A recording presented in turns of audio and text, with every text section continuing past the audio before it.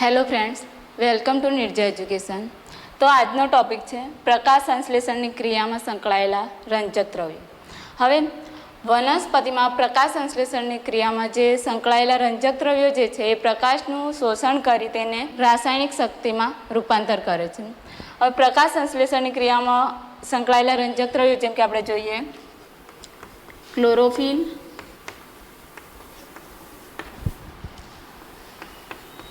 કેરોટીનોઇડ્સ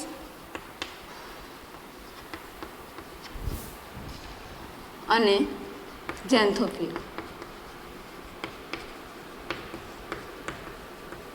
તો આ ત્રણ રંજક દ્રવ્યો છે ક્લોરોફિલ, કેરોટીનોઇડ્સ અને ઝેન્થોફિલ્સ, કે આ જે ત્રણ રંજક દ્રવ્યો જે છે એ પ્રકાશ સંશ્લેષણની ક્રિયામાં સંકળાયેલા રંજક દ્રવ્યો છે. હવે આપણે વાત કરીએ પહેલાં ક્લોરોફિલ, કે ક્લોરોફિલ એ નીલકણમાં આવેલ થાઇલેકોઇડ્સ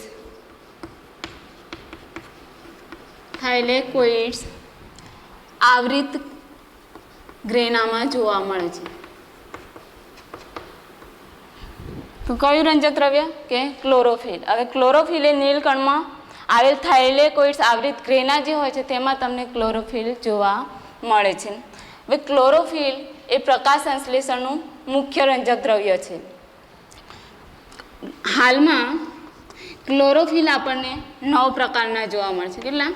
9 પ્રકારના. જેવા કે એક ક્લોરોફિલ એ, ક્લોરોફિલ બી, ક્લોરોફિલ સી, ક્લોરોફિલ ડી અને ક્લોરોફિલ ઈ. ત્યારબાદ બેક્ટેરિયા ક્લોરોફિલ એ એન્ડ બી. પછી એક બીજું રંજક દ્રવ્ય છે વિશિષ્ટ પ્રકારનું રંજક દ્રવ્ય ક્લોરોબિયમ ક્લોરોફિલ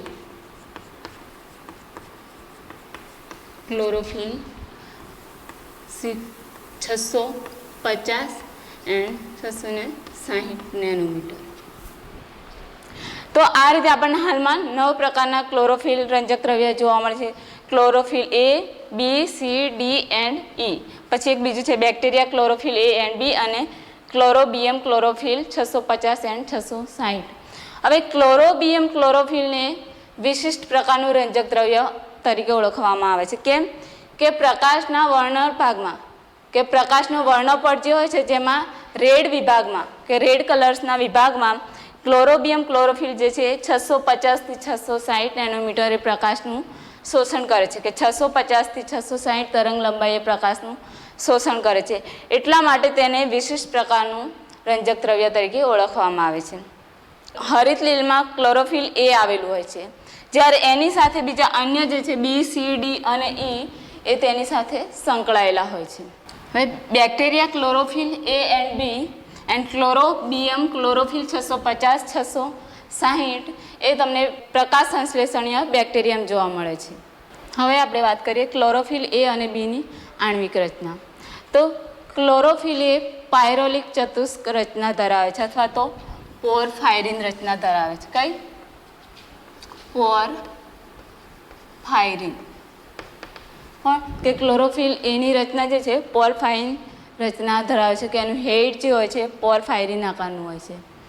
જ્યારે કે એનો પોરફાયરિનનો વિભાગ જે હોય છે કેટલો? 15 એંગસ્ટ્રોમ હોય છે. કે પોરફાયરિનનો વિભાગ જે છે 15 એંગસ્ટ્રોમ હોય છે. તેમાં Mg એટલે કે મેગ્નેશિયમ જે હોય છે કે મધ્યમાં ગોઠવાયેલો હોય છે, જ્યારે એની ચારે બાજુ નાઇટ્રોજન આવેલો છે. હવે આપણે જોઈએ કે ક્લોરોફિલનું અણુસૂત્ર શું છે. તો ક્લોરોફિલમાં કાર્બનની સંખ્યા 55 હોય છે, જ્યારે હાઇડ્રોજન આપણને 72 જોવા મળે છે. જેમાં હવે ઓક્સિજન જે છે તેમાં ઓક્સિજનની સંખ્યા 5 જોવા મળે છે, નાઇટ્રોજનની સંખ્યા 4, કેમ કે મેગ્નેશિયમની આજુબાજુ 4 જ નાઇટ્રોજન ગોઠવાયેલા છે. નાઇટ્રોજન તો નાઇટ્રોજનની સંખ્યા 4 અને મેગ્નેશિયમ કે જે કેન્દ્રમાં ગોઠવાયેલું છે. તો આ જે સૂત્ર છે શેનું છે? ક્લોરોફિલનું અણુસૂત્ર કે C55H72O5 નાઇટ્રોજન 4 એન્ડ Mg. ત્યારબાદ કે આપણને ઉપર જે આ આર સમૂહ આપેલો છે જે આર ગ્રુપ છે. હવે જો ક્લોરોફિલ એ હોય તો તે આરની જગ્યાએ આપણને મિથાઇલ સમૂહ જોવા મળે છે. કયો? મિથાઇલ સમૂહ જોવા મળશે. ક્યાં? કે આરની જગ્યાએ. જ્યારે એ જગ્યાએ જો આપણને આલ્ડીહાઇડ સમૂહ જોવા મળે, આલ્ડીહાઇડ સમૂહ જોવા મળે તો તે ક્લોરોફિલ બી તરીકે ઓળખવામાં આવે છે. શું? તો પહેલાં કે આર સમૂહની જગ્યાએ જો મિથાઇલ સમૂહ હોય તો ક્લોરોફિલ એ, અને જો આલ્ડીહાઇડ સમૂહ હોય તો ક્લોરોફિલ બી તરીકે ઓળખવામાં આવે છે. હવે ક્લોરોફિલ એ જે છે કેવો વાદળી પડતો ગ્રીન કલર ધરાવે છે. હવે જ્યારે ક્લોરોફિલ બી જે છે ઓલિવ ગ્રીન કલર ધરાવે છે. તો ક્લોરોફિલ એ અને બીમાં તફાવત શું છે? તો કે ક્લોરોફિલ એ કેવો વાદળી પડતો ગ્રીન ધરાવે છે, જ્યારે ક્લોરોફિલ બી જે છે ઓલિવ ગ્રીન ધરાવે છે. હવે કે અહીંયા કાર્બનની કે 7મા કાર્બનની જે છે કઈ હાઇડ્રોકાર્બન શૃંખલા શરૂ થાય છે. કઈ? હાઇડ્રોકાર્બન શૃંખલા, કે આ જે છે એને ફાઇટોલ પૂંછડી તરીકે ઓળખવામાં આવે છે. કઈ? કે ફાઇટોલ પૂંછ તરીકે ઓળખવામાં આવે છે. કઈ? કે 7મા નંબરના કાર્બને જે શૃંખલા ચાલુ થાય છે હાઇડ્રોકાર્બન, જેને હાઇડ્રોકાર્બન શૃંખલા અથવા તો ફાઇટોલ પૂંછ તરીકે ઓળખવામાં આવે છે, અથવા તો ફાઇટોલ શૃંખલા પણ તેને કહેવામાં આવે છે.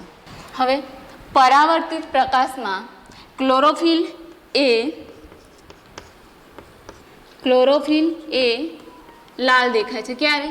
કે પરાવર્તિત પ્રકાશમાં. જ્યારે ક્લોરોફિલ બી એ બ્રાઉન દેખાય છે. ક્યારે? પણ જ્યારે પરાવર્તિત પ્રકાશમાં ક્લોરોફિલ બી જે છે બ્રાઉન દેખાય છે. હવે આપણે કેરોટીનોઇડ્સ રંજક દ્રવ્ય વિશે વાત કરીશું. કેરોટીનોઇડ્સ.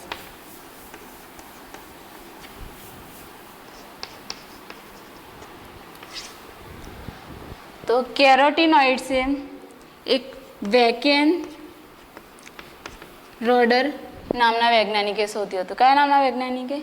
વેકેન રોડર, જેમણે 1831માં ગાજરના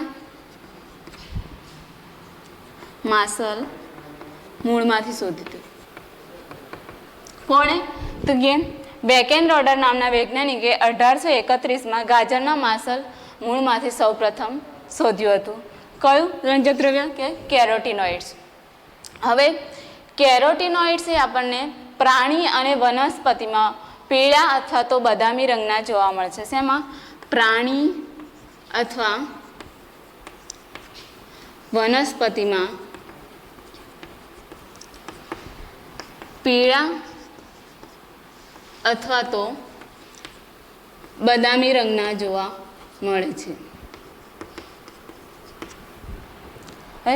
કેરોટીનોઇડ્સ એક ચરબીયુક્ત પદાર્થ છે. કેવું? ચરબીયુક્ત પદાર્થ છે અથવા તો લિપિડ સંયોજન છે. કેરોટીનોઇડ્સ એ નીચી કક્ષાની વનસ્પતિ માંડીને ઊંચી કક્ષાની વનસ્પતિમાં આપણને જોવા મળે છે. ઉપરાંત તે લાલ, લીલ, હરિત લીલ અને પ્રકાશ સંશ્લેષણીય બેક્ટેરિયામાં જોવા મળે છે. શું? કે કેરોટીનોઇડ્સ, કે જે આપણને લાલ લીલ, હરિત લીલ અને પ્રકાશ સંશ્લેષણીય બેક્ટેરિયામાં જોવા મળે છે.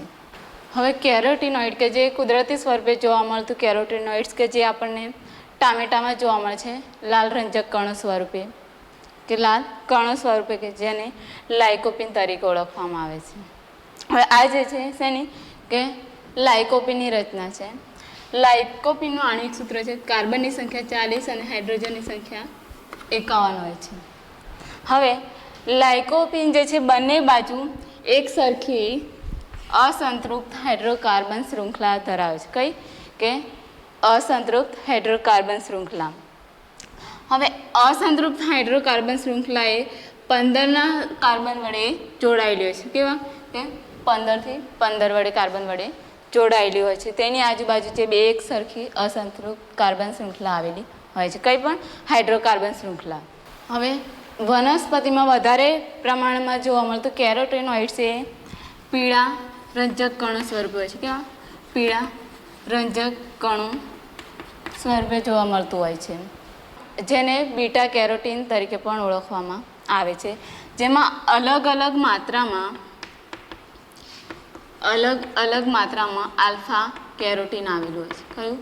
કે અલગ માત્રામાં કેરોટીન આવેલું હોય છે, જેમાં કે કેરોટીનોઇડ્સ જે છે આપણને પીળા રંજક કણો સ્વરૂપે વનસ્પતિમાં પુષ્કળ પ્રમાણમાં જોવા મળે છે, જેને બીટા કેરોટીન તરીકે ઓળખવામાં આવે છે, જ્યારે તેની અંદર જ અલગ માત્રામાં આલ્ફા કેરોટીન આવેલું હોય છે. હાઇડ્રોજન કેરોટીનોઇડ્સને કેરોટીન્સ કહેવામાં આવે છે. શું? કેરોટીન્સ, કે જેમાં કાર્બન અને હાઇડ્રોજન આવેલા હોય છે. આપણે કેરોટીનોઇડ્સનું કાર્ય જોઈએ તો કે ક્લોરોફિલનું પ્રકાશની હાજરીમાં થતા ઓક્સિડેશનને રોકે છે. કોણ? કે કેરોટીનોઇડ્સ. જ્યારે તેનું બીજું કાર્ય છે કે તે ચોક્કસ તરંગ લંબાઈવાળા પ્રકાશનું શોષણ કરી તે પ્રકાશ શક્તિનું ક્લોરોફિલ એમાં વહન કરે છે. હવે આપણે વાત કરીએ ઝેન્થોફિલ્સ રંજક દ્રવ્ય વિશે. હવે ઝેન્થોફિલ્સ રંજક દ્રવ્ય એ કેરોટીનોઇડ્સની જેમ એક લિપિડ સંયોજન છે. કેવું? લિપિડ સંયોજન છે. હવે ઝેન્થોફિલ્સ એ પીળા રંગનું ઘટક છે. કેવું? પીળા રંગનો ઘટક છે. હવે ઝેન્થોફિલ્સ પણ 40 કાર્બન અને 56 હાઇડ્રોજન ધરાવે છે. હવે ઝેન્થોફિલ્સમાં ઓક્સિજન અણુ જે હાજર હોય છે, એટલા માટે તે કેરોટીનોઇડ્સથી થોડોક અલગ પડે છે, કે જે કેરોટીનોઇડ્સમાં હાઇડ્રોકાર્બન અને ઓક્સિજન આવેલા હોય, જેને ઝેન્થોફિલ્સ કહે છે. કોને? કે જે કેરોટીનોઇડ્સમાં આપણને ઓક્સિજન અને હાઇડ્રોકાર્બન આવેલા હોય, જેને ઝેન્થોફિલ્સ કહેવામાં આવે છે. હવે કેરોટીનોઇડ્સમાં કે જેમ કે ઓક્સિજન જોડાયેલો હોતો નથી, પરંતુ ઝેન્થોફિલ્સ જે છે એની રચનામાં કે એનું સ્ટ્રક્ચર જે હોય છે એના આગળના વલયો પર ઓક્સિજન જોડાયેલો હોય છે. કે ઓક્સિજન અણુ જે છે જોડાયેલો હોય છે. ક્યાં? કે ઝેન્થોફિલ્સનું સ્ટ્રક્ચર જે છે એની રચના જે છે એના આગળના વલયો પર કે આગળના વલયો પર ઓક્સિજન અણુ જોડાયેલો હોય છે, જે એટલા માટે કેરોટીનોઇડ્સથી અલગ પડે છે. કોણ? કે ઝેન્થોફિલ્સ. હવે જેવા કે ઝેન્થોફિલ્સ કયા પ્રકારના છે? તો કે લ્યુટીન, વાયોલા ઝેન્થિન.